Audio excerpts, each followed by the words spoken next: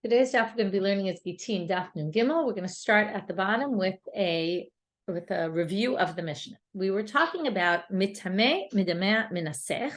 This is someone who causes your food to be impure or mixes your pure stuff with your impure stuff and then messes it all up because now you can only sell it to a Kohen for a very low price.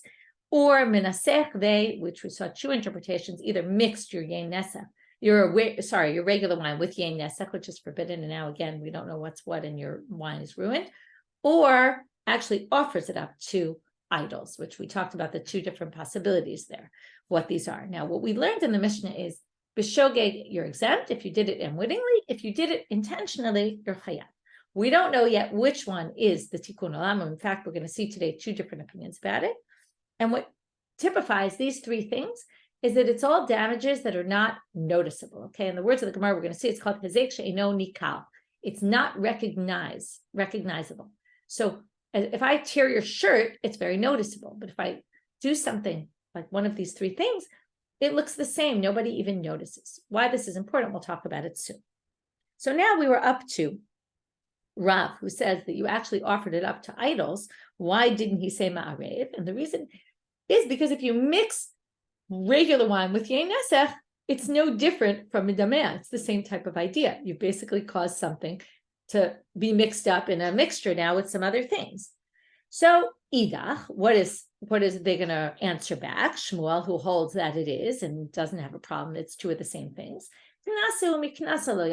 It's a penalty, and we don't. The fact that we penalize you for mixing your truma, the truma stuff with chulin, or the chulin with the truma, is different than mixing yain nesach, right? The rabbis instituted a penalty for you.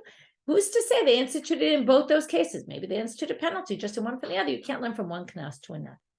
To which the Gemara says, which is basically, this is Shmuel, who we just explained, who said we don't learn knas from knas. So basically they're saying, well, the other opinion, Rav, who obviously would hold that you could learn knas from knas, and therefore thinks that this, that you wouldn't have minasech be the same. It would have to be something different.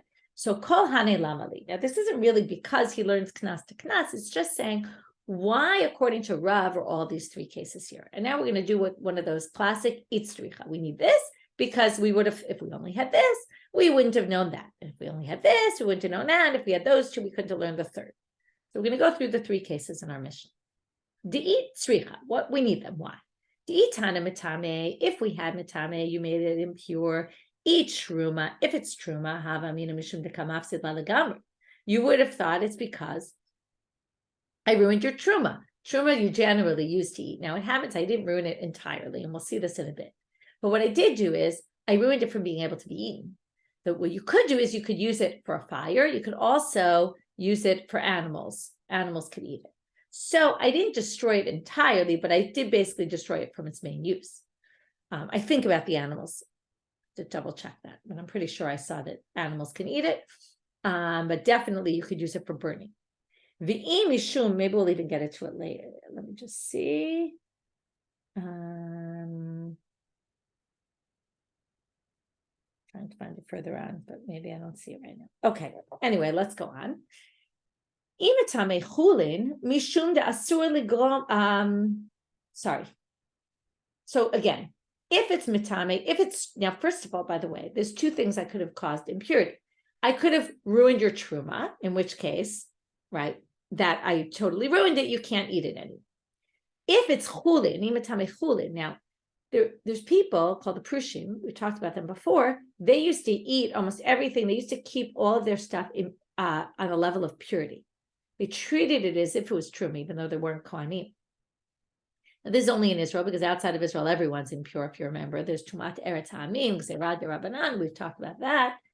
Anyway, if it's chulin, mishum asur legrom tuma lechulin shebe'eretz Israel, right? You can't make chulin in Israel. You're not allowed to. The rabbis, again, it's a rabbinic or takana. The rabbis said, because there were all these prushim who like to keep everything impure, like to keep everything pure.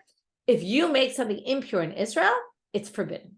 So therefore, again, you've done something wrong by doing this. So that's why we're going to penalize you. Aval medamea emalo. But you might say, by mixing chulin into truma, what's the big deal? So you'll sell it to a kohen and you haven't destroyed it. You'll lose some money out of it. It's not as big a deal. And that's why you need medamea.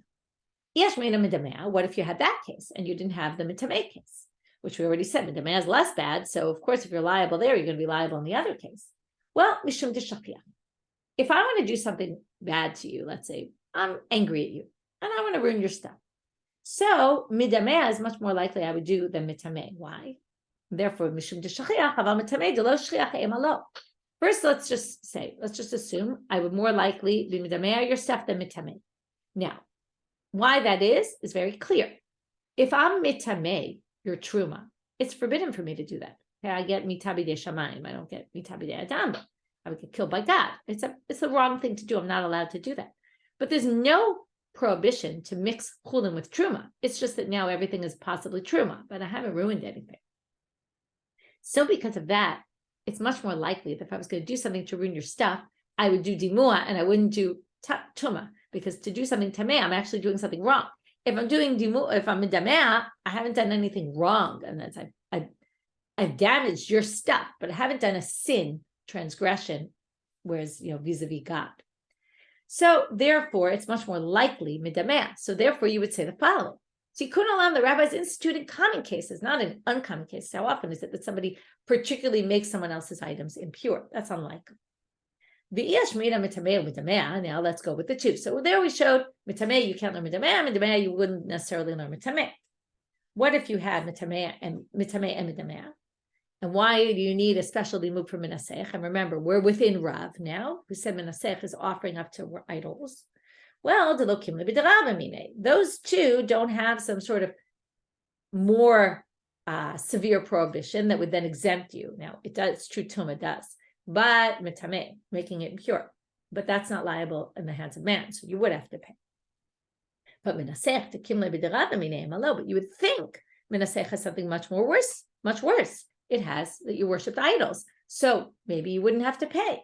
Kamash malan could do Rabbi Yirmiyah. Comes to teach you, no. Well, like Rabbi Yirmiyah said, they don't happen at the same time. The obligation to pay comes before the obligation, before you actually worship the idols, in which case you'd be liable both. Ulaha detane avua de Rabbi Avin. Now we're going to move on to a different. So that explained the tzricha in all the cases, why if you have one, you wouldn't have been able to learn the other.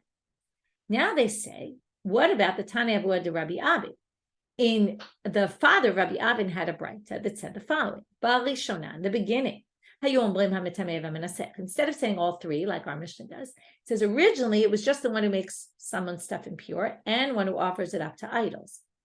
Down the road, they decide to add another one, even the one who mixes the chulin with the truma.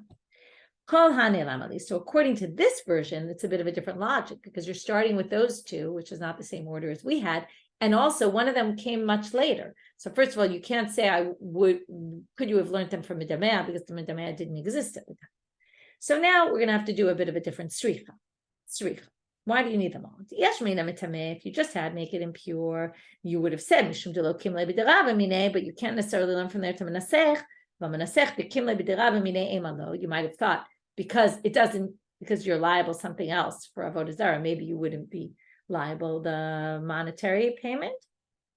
And if you had just menasech, you would have thought mishum dekamavse legamre. Menasech totally destroys your yayin nesach is finished. You can't get any benefit whatsoever. But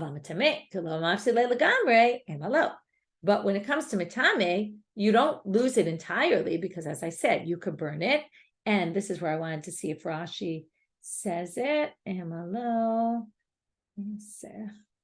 Right, true. Yeah, Rashi says it. There it is. Okay, what I was saying before, you can use it lahasaka or lama'achal behema. I know I saw it somewhere. He says you can actually serve it to your animals. So since you're not totally destroying it, whereas the nesach is completely destroyed, again, there's the opposite logic of what we said before, whereas mitameh compared to midameh is not, right, is much worse because it's mostly not useful. But here, compared to minasech, it's actually more usable because you can burn it or give it to your animals. You might have thought is not, you don't have to pay the penalty. Now, once you get these two, which we just proved, you can't learn one from the other, you would have said, mishum dehefse merubeh. You would have said maybe it's because there's a big loss. But you might have said then, midamea, which is only a small hefsed, maybe you wouldn't have learned it from the other two, and that's why you needed to be listed separate. So that was all a discussion. We finished the discussion about what is minasech. Is it mixing, or is it actually offering it up to idols? We dealt with finishing up the back and forth between them. Why would he say this and why would he say that?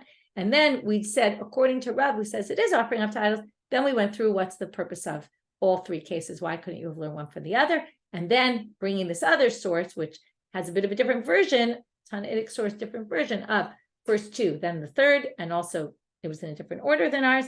What's the purpose of all three of them, and why couldn't you have learned one from the other? Now we get to the more, I would say, meat and potatoes of our sugya of today, which, yesterday we had this fascinating sugya about orphans and about all the different balancing game that the rabbis are playing here between trying to protect the orphans and also trying to make sure, right, trying to protect them in all different ways by helping them, or maybe by helping the people who are helping them, and kind of having this pulling in different directions. Now we're going to have another really interesting sugya, which is a very basic sugya about hezek she'eino nikar. And is it damages? Is it not damages? And from here, we're going to get to a big machloket about how to understand our Mishnah. So we're going to have a machloket, Chizkiah and Rabbi Yochanan. Amar Chizkiah. Chizkiah said, these are two Amoraim in Eretz Israel, Dvar Torah, and you can use the chart on the page. It'll be very helpful. I'll already tell you the structure. We're going to bring Chizkiah's opinion. We're going to bring Rabbi Yochanan's opinion. Each has a different way of understanding the Mishnah, and each is based on a different way of understanding whether damages that are not noticeable are damages or are not damages. And then that will affect how we view the tikkun olam, and what the tikkun olam the rabbis had to institute was. Was it to be lenient about the shkaga, or was it to be stringent about the mezi? Okay, and we'll see. We'll talk about this momentarily. Then we're going to raise three questions against three sources which seem to go against Chizkiah's support of Rabbi Yochanan. And the first two we're going to explain, no, really not. Doesn't prove either which way. And then the third one, we're actually going to be left with the question on Chizkiah. Then the Gemara is going to try to say maybe it's a Tannaitic debate also, what Chizkiah and Rabbi Yochanan are arguing about, but we reject that as well, which again is going to sort of indicate the rabbis didn't really like Chizkiah's position. So Amar Chizkiah, Dvar Torah, echad shogeg ve'echad mezik chayav. Really, by Torah law, you're liable if you're metame, medamea, minasech. All these three cases, even though it's damages that nobody sees, you did damages. What's the difference whether it's noticeable, not noticeable? That's damages. And therefore, you really should be liable even shkaga. Why shkaga? Because the Gemara and the Mishnah in Bava Batra says, Adam u'ad lo'olam, we're always responsible for our actions. Bein b'shogeg, bein b'mesid. Whether we're intentional or whether we're non-intentional, it doesn't matter. I did an action, I'm responsible. Well, my taima, so then what's the reason for the tikkun olam? Why now the tikkun olam, according to this, is going to be that b'shkaga, you're actually exempt. Why is that? I'm sorry. First, I didn't get to the, sorry, my mistake. I jumped the gun. My taima, why are you liable for both? Because hezek she'eino nikal shmei hezek. Because even though it's not noticeable damages, that is still called damages. Umatam amru b'shogeg patul. So now the question is, why did they exempt someone when you did it unwittingly? Kedesha yodio. So that I tell you, let's say I accidentally made your stuff tameh. Now, what's the problem? Here comes the problem of it. You can't see it. So you don't even know. And you'd have no way of knowing. Now, if I come and admit that I did it, I'm going to have to pay because b'shogeg chayav, even if I say it wasn't my fault. So therefore, they want to incentivize me to say I did it so that you know that your stuff is damaged and you don't eat your truma, which is now impure, or eat or drink your wine, which is now yenesef, or use anything for that pile, which is all now maybe truma. We want to incentivize me, so we exempt me. To which the Gemara says, well, ihachi afilu b'mezid nami. Well, then even if I did it intentionally, we should exempt me, because if I did it intentionally also, I could not tell you. To which they say very logically, why? Of course I would tell you. What does it mean I intended to do damage to you? If I want to damage something of yours, let's say I tear your clothing. So I damaged it. I don't necessarily need you to know that I did it. I just did it. And now you lost your dress, your nice dress or shirt or whatever it was. I ruined it. And I'm very satisfied because I did what I wanted to do. That I wanted to be mean to you and I did it. But if I do non-notice damages intentionally, like I make your stuff impure and you have no idea, I haven't really done anything to you, really. I mean, it's true that between you and God playing, you've done something wrong, but you have no idea about it. So God's not going to hold you responsible. So if I'm intending to damage your stuff, what, I'm not going to let you know? Of course I'm going to let you know. I'm going to tell you, your stuff is tummy now and you're stuck. So that's why they don't need to incentivize me to tell you. Obviously, I'm going to tell you, otherwise there was no point for me to have damaged you intentionally. It's a very interesting logic. It makes a lot of sense. Okay, so that's Chizki. Rabbi Yochanan Amar, Dvar Torah, Chad Shogeg v'Chad Mezid Patur. They're on the opposite side. Okay, so let's just pull up the study guide for a minute. This will be helpful. So again, Chizkiah said, on a Torah level, everyone's liable. Rabbi Yochanan says, on a Torah level, nobody's liable. Okay, why? Obviously, because my time, hezek she'eino nikar, lo shma hezek. If the damage is not noticeable, we don't call that damages. Damages in the Torah are when your ox gores another ox, and when you dig a well and somebody's vessels fall in and they break. That's noticeable damages. But the Torah didn't forbid damages that are noticeable. It's a different type of damages. And it's interesting to think. You have to, right, this is a kind of sugi. You have to really learn more and more in depth, like what are the reasons? Why would we say it is damages, not damages? For today, we're going to just go through the motions of the sugya and what they deal with, what they say about this. If that's the case, so then why did they make someone liable if it's not really damages? And this is very obvious. We don't want you to go around doing bad things to people and saying, oh, look, I could do this because I'm not going to have to pay anything. So the rabbi said, if you do it intentionally, you're going to have to pay. It was by accident. Okay, we don't need to do anything for you. Now the Gemara is going to start bringing their questions against Chizkiah, or theoretically, kind of, this isn't brought with a word of question. So I wrote here, it's more like a way of proving Rabbi Yochanan is right. Again, obviously, by bringing a question on Chizkiah, you're proving Rabbi Yochanan is right. By proving Rabbi Yochanan, you're questioning Chizkiah. But I was kind of following the wording in the Gemara where they don't bring any word of question, which they are going to bring it up further down. It's not. HaKohanim shepiglu b'mikdash mezidin chayavim. Pigul is where somebody comes and says, Kohen is doing doesn't say, he's working in the temple, and he thinks while he's doing the slaughtering, let's say, that he's going to sprinkle the blood of the korban tomorrow. Now that's not allowed. You can't leave a korban overnight. Or he's going to do it in a place where it's not allowed, outside the temple.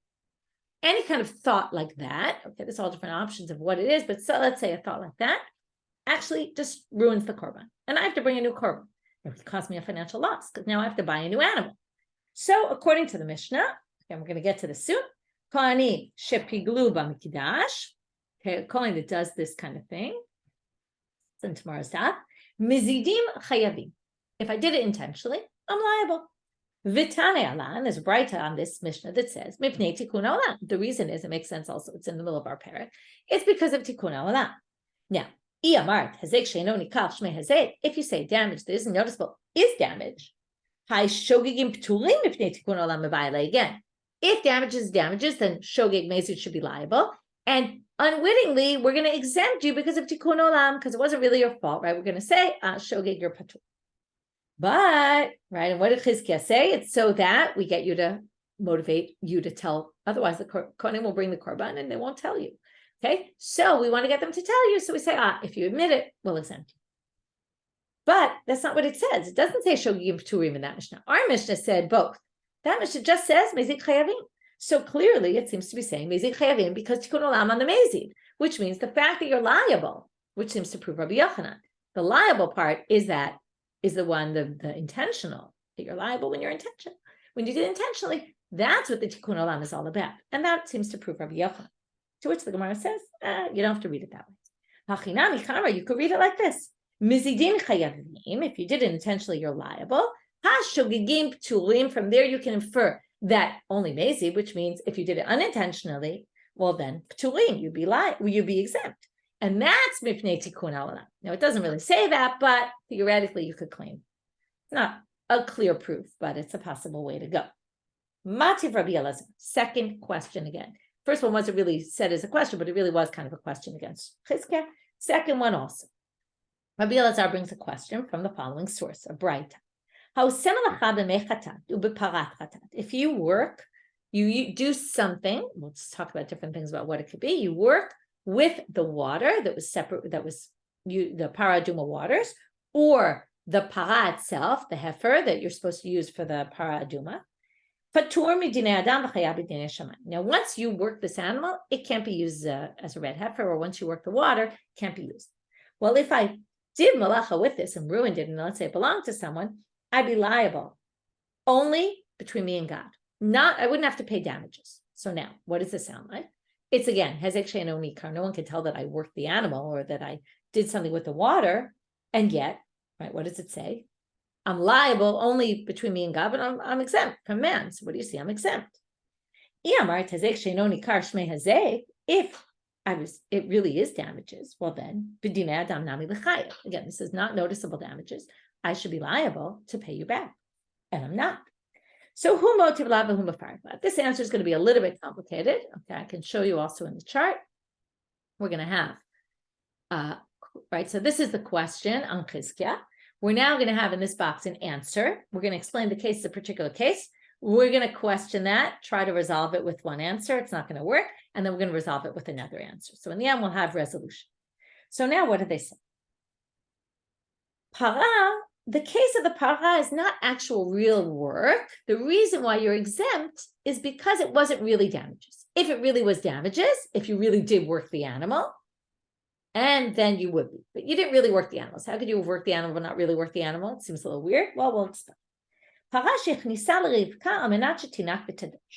You brought it into its pen in order for it to nurse from its mother and to thresh the stuff in the pen. Now, threshing is work, but you brought it in for it to nurse also.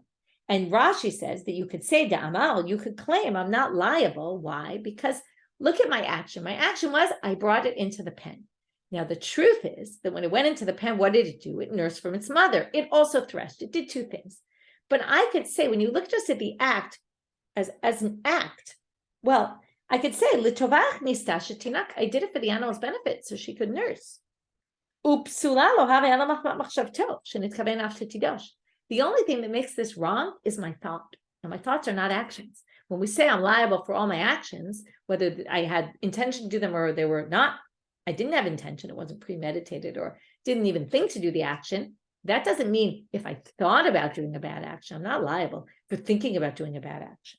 So now, if we're going to say that source that said, Parat Chatat, your Patur Midinei Adam, is because you didn't really work the animal. You just had intent to bring the animal into this place to work, but you also had intent that it nursed, and therefore your action was actually a good action and it wasn't necessarily a sin.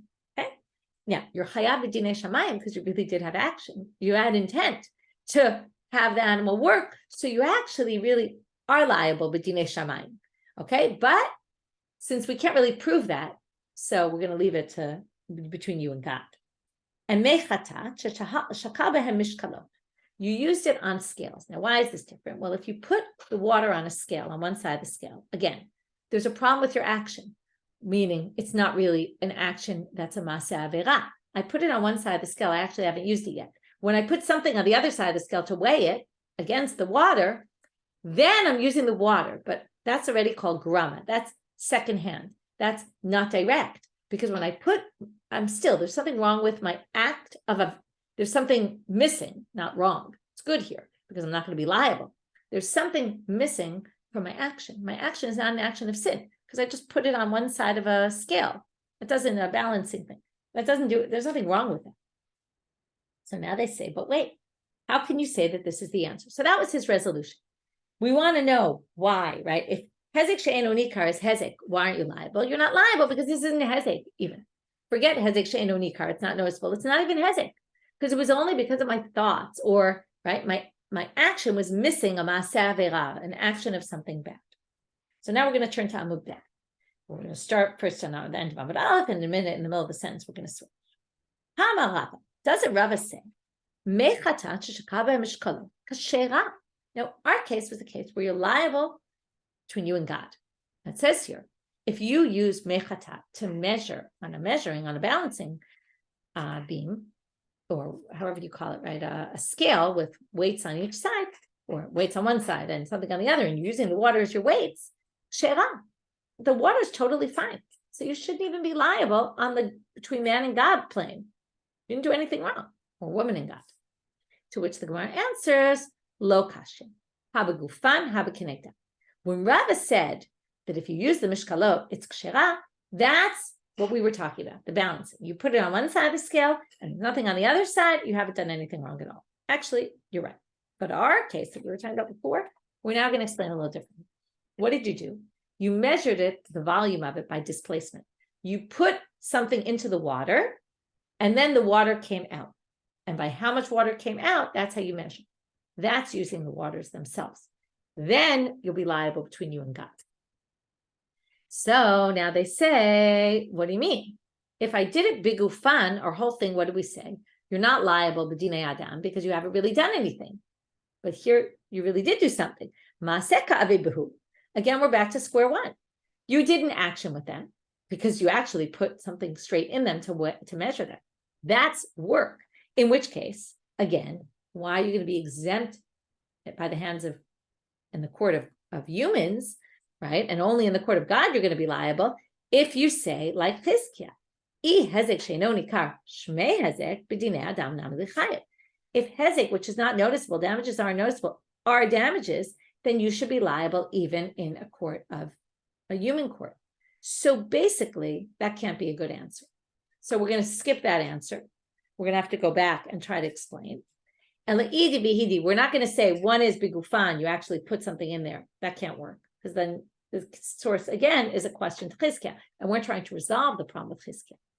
And le'idi bihidi b'kenegdan, both are that you put it on the scales, and then after you put something else on. So again, you didn't really do an action of avera, sin.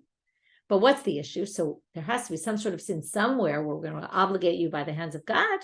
Well, lo kashya hada asich date, hada lo asich date. This again is going to be just like we said before with the animal. It's all about your intent. What's the problem? Water that was designated to be used for the waters of the red heifer waters that we're going to purify people with, you can't take your mind off of them. You always have to be thinking, I'm using it for this purpose. I'm planning to use them for the mechata. If you stop thinking about them, it says b'shamar tem, you have to watch them. If I stop thinking about it, that's hesech hadat, then I disqualify them. So now this is a disqualification by your thoughts only. So while I put it on the scale, one source which says they're kshera, it's because I kept thinking about that. I am putting it on the scale, but I'm planning to use it for the paraduma waters. But the other source, which said you're liable, b'dinei adam, b'dinei shamayim, the one we started with, that God's going to punish you, it's when you had hesech hadat and you stopped thinking about it. And then I ruined it for you because I had this hesech hadat.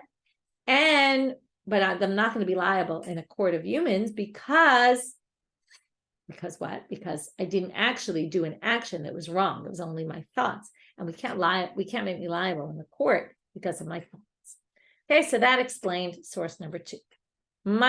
Source number 3, a Mishnah Baba Kama. Gazal matbea v'nifsal. It's a bit of a strange case. I steal a coin, and then before I return it, the coin goes out of commission. They stop using that coin. So it's worth nothing at this point. Truma v'nitmeit. I had truma, I stole, and then it became impure, not because I did it. Chametz v'avar alav Pesach. It was chametz, and then Pesach came, and now it's chametz that's, has to be, you can't use it. Chametz the Pesach came along, and I didn't sell it, let's say, is now forbidden to benefit from. So all of these things are now worth nothing. So now generally when I steal something, I'm supposed to return the stolen item. But at this point, the stolen item was worth nothing. When I stole it, it was worth, let's say, 100 shekels. So Omer lo haresha chalafaneh. So I can say to you, look, take your money back, take your item, your truma back, even though right now it's totally useless to them, or mostly useless. So, right, depending on which one, the truma you could still burn, but that's about it. So now, if you say hazek she'eino nikar is damaged, and right, all of these, again, it doesn't look any different. The fact that they stopped using this coin, it's still a coin. The fact that the truma became impure, it's still truma. The fact that it's chametz shavar alav pesach, it still looks like the same chametz it was before. But I stole it. And mamona ba'alma ba'ay l'shalome. If we really view hazek she'eino nikar as damages, I should have to pay you those damages. Now, Tosafot brings a question. What do you mean? I stole the item, I can return the item. But Tosafot explains that there's a whole thing, and this we'll get to in Baba Kama, that when I acquire it, when I steal it, there's ways that I can acquire it. One of those ways is shinoi. If something changes, usually it's if I change it. Here Tosfot says by it changing, like the money going out of commission, that automatically puts it in my possession, which means that it's mine, which you think weird. Why would a gazlan, a thief, get to keep it? It doesn't mean I get to keep it. It means that the item is mine and I have to pay the money from the moment it was stolen and the value of it then. And then that would explain why, if we say the change in value is damages because now it is worth a lot less, I would have to pay the original amount. And I wouldn't be able to say, like it says in this Mishnah, just take your own item. And with this, they really say to Yuvta. This is really a difficulty with him because this really looks like damages, right, that are not noticeable really aren't considered damages. That's why I could just give you back your original item. So 3 attempts to try to prove against Chizkiah.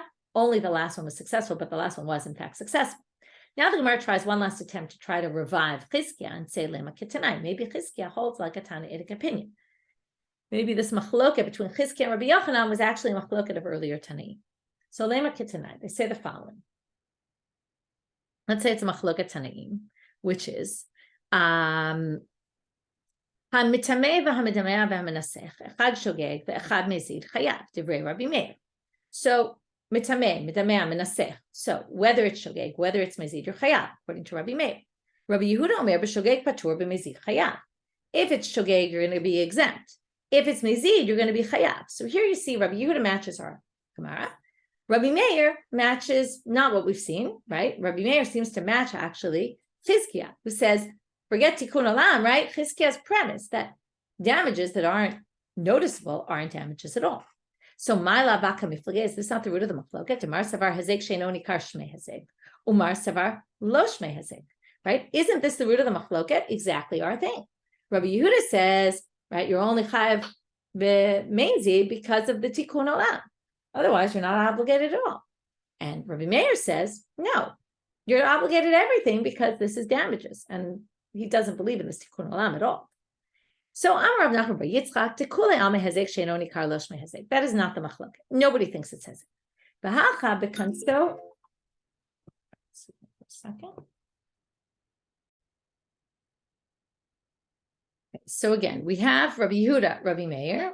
We think that their argument is about hezek she'enoni kar. Is it hezek or is it not? Is it damages? Is it not?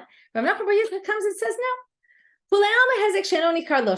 Again, going back to what we said about Rabbi Yochanan, because the Gemara clearly prefers his option, it's really not damages. The machloket is actually something else.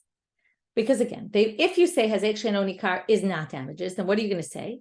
Hazek She'enoni Kar is not damages, which means you really aren't obligated to anything. What did the rabbis come and say? We're going to make you liable for mezid, for intention. Now what? Now what about shogeg? Rabbi Meir adds not only mezid, but shogeg. Why? Because so shogeg atu mezid kamiflogeg. Their machloket is, are we going to make you liable for shogeg so that you don't come to do it b'mezid? Now, why would we say that? That we're going to make you liable if you did it unintentionally, because otherwise you might come to actually do it intentionally. And what? Claim. Now, again, this goes back to what we were talking about earlier, your thoughts. You could do it intentionally and then claim to get out of it, say, oh, it was by accident. I didn't mean to do it. So comes from Mary and he says, we're going to make you obligated also in shogeg. But again, it's not because damages, it's really damages. It's not.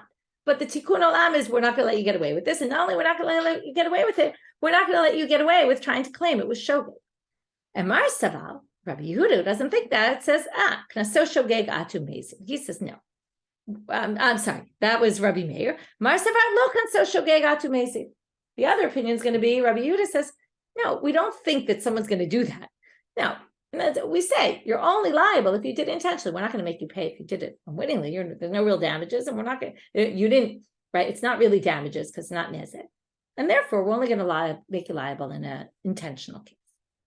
Now we're going to have a problem. Rami to Rabbi Meir to Rabbi Meir, Rami to Rabbi Yehuda to Rabbi Yehuda.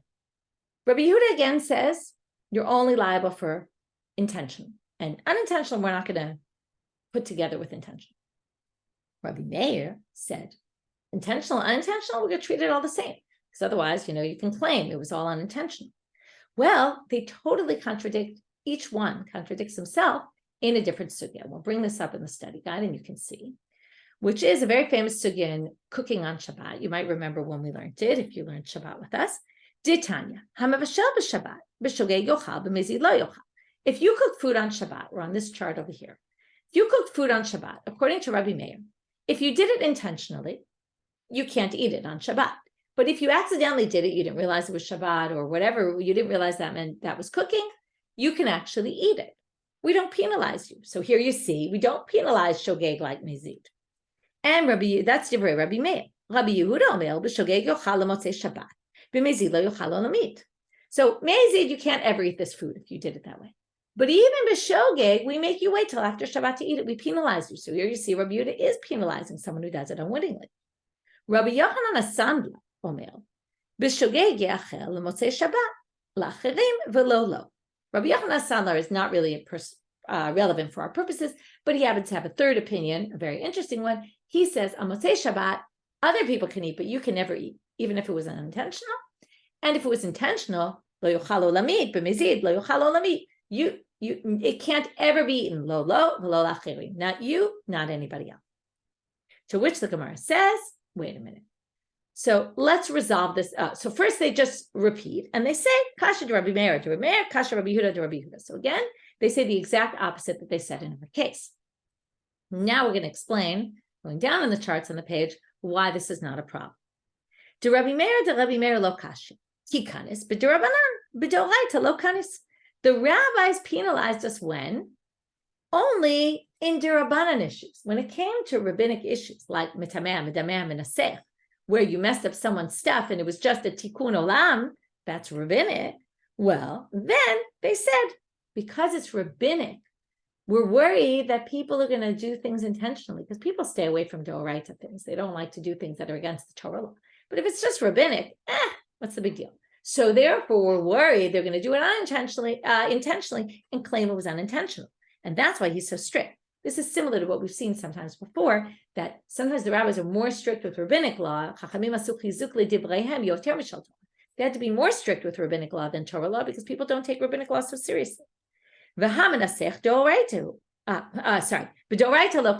comes to cooking on Shabbat, no one's going to do it intentionally and claim it was unintentional. No one's going to do it. Most people aren't going to even do it intentionally. So there's no reason to penalize people for that. But wait a minute. Look at this list. Mitameh, mitameh, mitameh. Minasech, what do we say it is according to Rav? It's offering up to idols. That's doraita. Hamanasech doraitu v'kakanis. And yet we penalized you. I say, no, that's mishum, that's a da'ah.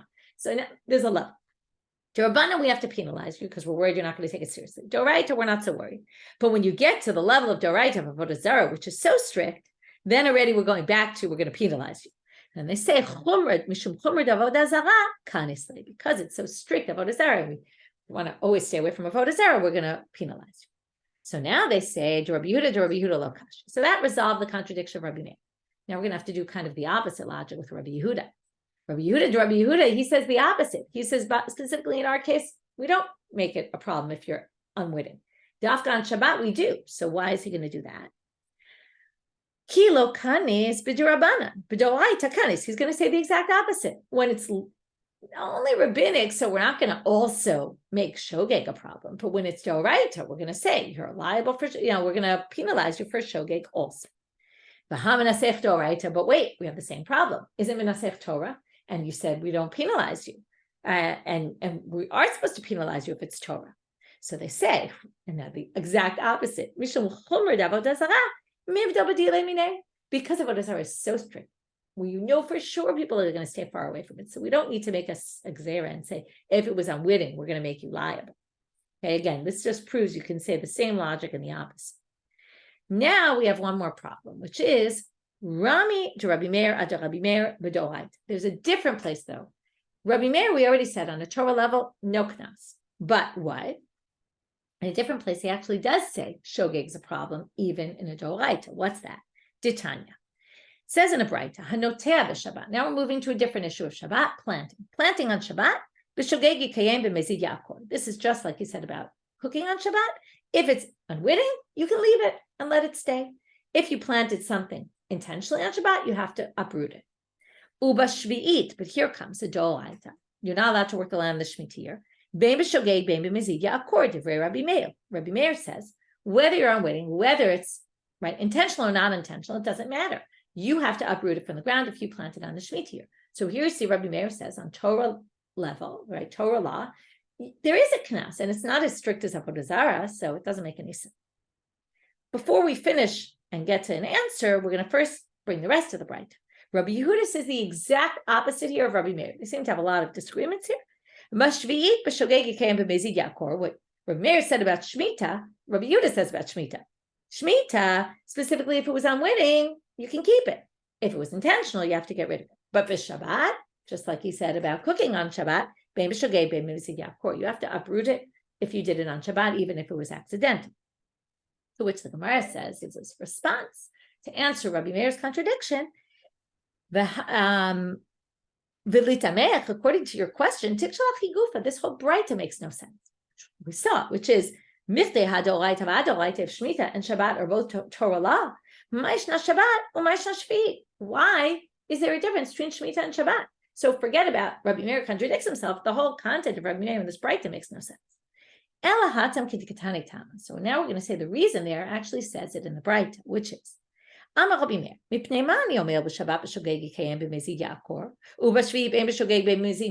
why do I have this distinction? Why is that? Because when you plant on the Shemitah year, you're always counting your fruits from when, like you always count your years of the Shemitah years. So if you have an Orla tree, right? Orla is you have a tree, you planted the first 3 years, you can't use the fruits. You're always counting, when did I start? I planted it in the 6th year of the Shemitah cycle. I planted it in the 4th year of the Shemitah cycle. Now I'm up to year 5, so that's 1 year, or whatever it is. But you're always going back to what year of the Shemitah year you planted it. Now, if I accidentally planted in the Shemitah year, and then I'm going to continue for the next few years to be counting, oh, I planted this in the Shemitah year, so now we're 2 years after the Shemitah year. Now we're 3 years after the Shemitah year. Well, I'm always going to be saying that I planted something in the Shemitah year, which means I'm going to be thinking, oh, I guess it's okay to plant things in the Shemitah year. But we never count when I planted something on Shabbat. I planted this on Shabbat, so now blah, blah, blah. Nobody ever does that. So there's no reason to be gozer to make a forbid it also shogeg. So you don't have to uproot it if it's on Shabbat, but you do have to uproot it for Shemitah. And that explains the contradiction, Rabbi Meir, because it's not just doraita to doraita. Depends on which doraita and what the criteria are. Here, there's a specific concern here because it was done in the Shemitah year. Okay, so quick review of our daf. We started with that discussion back to what menaseh is. Is it just like midamea? In which case, why do we have each one? Or is it something different? In which case, also we asked, why is each one listed in the Mishnah separately? What do we learn from there? Then we went to this big famous machloket between Chizkiah and Rabbi Yochanan about whether damages that aren't noticeable are damages or aren't damages, and then how to explain the tikkun olam based on that. Is it that b'shogeg you're permitted, or is it b'mezid you're liable? And then we brought 3 sources that seem to go against Chizkiah. We resolved them, except for the last one, which we couldn't resolve. So really, he seems to be difficult. We tried to say maybe it's a Tanaitic debate. That didn't work either. And then we ended with this. Once we brought in this Braita this Machloket Tanaim that we thought was the same between Rabbi Meir and Rabbi Yehuda as Hezek Sheinu Nikar Shmei Hezek or not, we understood in a totally different way. And then we brought contradictions between that and a Mishnah in Shabbat about cooking on Shabbat. And then from there, we even got to another contradiction, right? And based on the resolution there, we brought another contradiction, but that one we resolved inyani, right? Like particularly to that situation. But generally, we distinguish between Torah and Rabbinic law and whether there's a need to be kones in each one and 2 different approaches to that question. With that, we'll finish for today. Wishing everybody a great day.